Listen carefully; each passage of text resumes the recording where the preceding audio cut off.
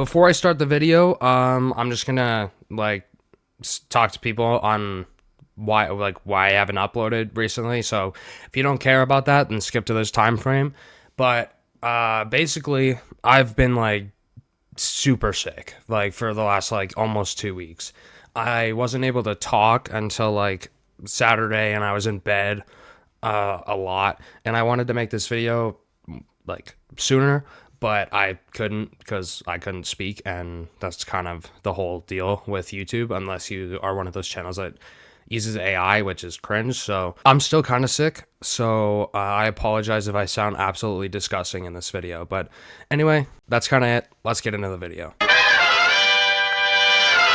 So in today's video, I wanted to talk about why Matt Reeves' The Batman is the best Batman movie and why I think it's better than The Dark Knight. And I understand that some people have other Batman movies that they think are good or they think are the best, but the general consensus is The Dark Knight.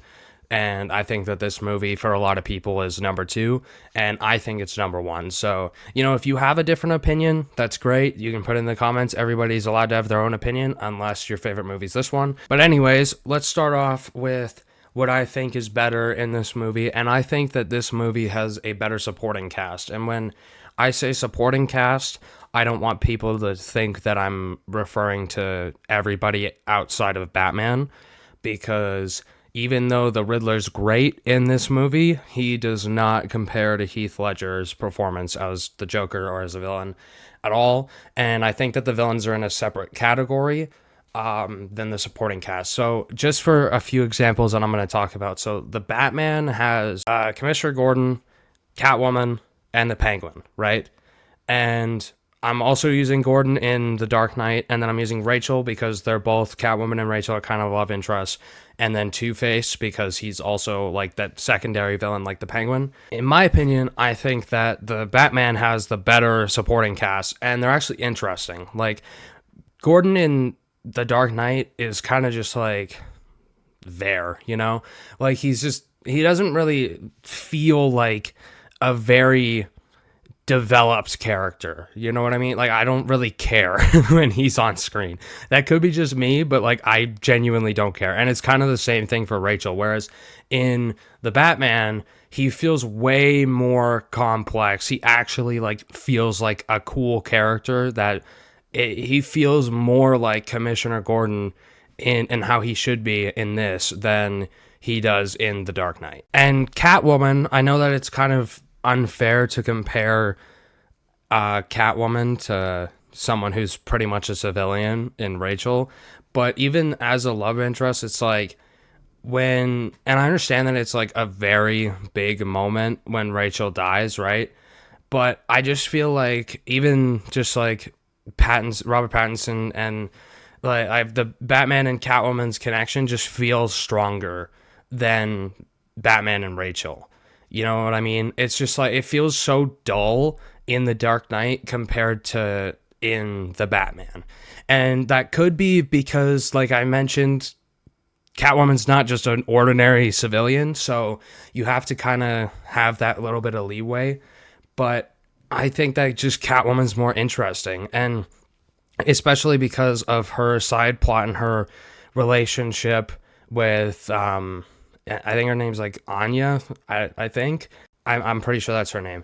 But even her relationship side plot there, and working for the Penguin and all that, it's so much more interesting than Rachel's thing where she's oh yeah, I'm dating Two-Face. You know what I mean? It's so much more interesting. And even with the Penguin, I feel the Penguin contributes so much more in this sense than Two-Face does.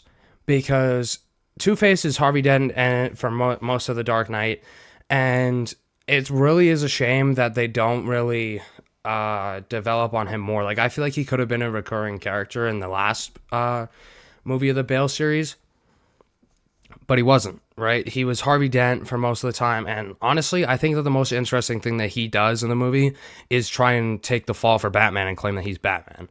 I think that that's the most interesting part of it, not him being Two-Face. And that kind of says something when your whole purpose is that you're a villain. The next thing that I want to talk about is Gotham City in general. In the Christian Bale Batman, it's a tell, but they don't show. Because they talked about, oh, how terrible Gotham is. It's a worst city in the world for crime and all this, but it's never, like, in The Dark Knight specifically, it's kind of like, it's just like nothing. It's just a basic city. Like, there's like one part of it that's like really bad. And whereas in the Batman, literally the opening scene, I swear to you, the opening scene of the Batman has more street level crime shown than the entirety of The Dark Knight. Like, it literally, like, the montage at the start of the movie has more street level crime than it feels like the entirety of The Dark Knight. That's crazy. Like, this movie actually understands how Gotham should look. It looks like Gotham City. When I picture Gotham City in my head, it looks like the Batman's Gotham City, not The Dark Knight's. It is so much better, and they actually, like, Matt Reeves actually understands what Gotham should look like. And the first scene with him is just stopping some, like, punks on the side of the street that were going to beat up a dude, right? We don't get that in The Dark Knight. It's like the big things, right? He's like with the mob, or like what the Joker, or like his stuff, right? It feels more authentic to Batman to be doing that type of stuff. The very last thing that I want to talk about in this video is that I think that this is going to be the most controversial thing that I've said out of all the wackiness that I've said in the last 9 minutes. This is going to be something that people will literally, if I was saying this in public, I would get a tomato thrown at my face. But I think that Robert Pattinson's Batman is a better Batman than Christian Bale. And I think that he's a better Batman because he's more relatable. I actually care about the character, and for both Batman and Bruce Wayne. Like, Christian Bale as Bruce Wayne, don't give a shit. I don't care at all when he is Bruce Wayne. I just don't. I don't care. This Batman actually feels relatable, and I actually care for him. And I think that the reason why is because he's not, and this is where people are going to say like, oh, well, he's not the typical Bruce Wayne. He's not the guy that goes out there and is showing up in a helicopter with 5 women, and he's not the playboy that's like, you know, all out there and super cocky, and there's the 2 different ones.